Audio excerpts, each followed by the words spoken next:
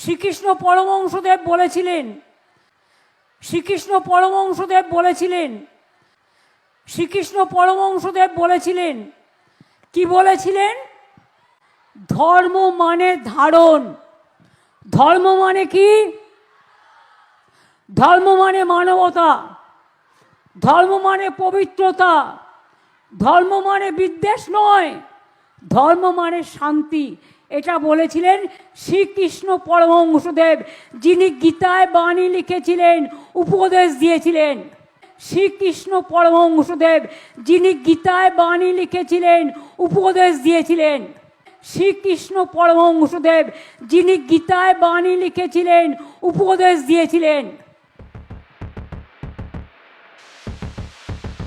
তিনি রাজ্যের মুখ্যমন্ত্রী, তার দল তৃণমূলের সর্বময় কর্ত্রীও তিনি। তিনি আরো একবার ভুলভাল বলে হাসির খোরাক হলেন রাজ্য জুড়ে। শ্রীকৃষ্ণ এবং রামকৃষ্ণকে বোধহয় গুলিয়ে ফেললেন মমতা বন্দ্যোপাধ্যায়। লক্ষ্মীর পাঁচালী শোনাতে গিয়ে বললেন ভুলভাল। মা সরস্বতীর যে মন্ত্র তিনি বললেন তাও ভুলে ভরা। जानबूझ के एक गंदा धर्म जो ईश्वर ने बनाया, जो एक जुमला पार्टी ने बनाया, वो धर्म को हम नहीं मानता है। এত লোকের মৃত্যু বললেন 30 জন, কথাটা কি সঠিক? কত ডেড বডি ভাসিয়ে দিয়েছেন নদীতে? তখন মৃত্যু কুম্ভ হয়ে গেছে। কোনোদিন পড়েছো পাঁচালী? এসো মা লক্ষ্মী, বসো মা লক্ষ্মী, থাকো মা লক্ষ্মী আমার ঘরে। এসো মা লক্ষ্মী, বসো মা লক্ষ্মী, থাকো মা লক্ষ্মী আমার ঘরে। কোনোদিনও পড়েছো পাঁচালী?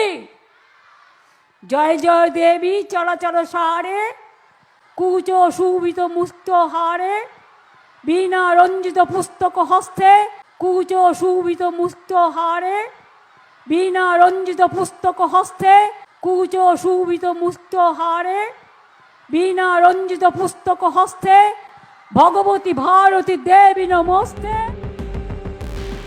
হিন্দু ধর্মকে তিনি গন্দা ধর্ম বলেছিলেন, মহাকুম্ভকে বলেছিলেন মৃত্যু কুম্ভ। এহেন সবজান্তা নেত্রী কিনা ভগবান শ্রীকৃষ্ণকে গীতার রচয়িতা বলেও চালিয়ে দিলেন। শ্রীকৃষ্ণ পরমহংসদেব, যিনি গীতায় বাণী লিখেছিলেন, উপদেশ দিয়েছিলেন। শ্রীকৃষ্ণ পরমহংসদেব, যিনি গীতায় বাণী লিখেছিলেন, উপদেশ দিয়েছিলেন।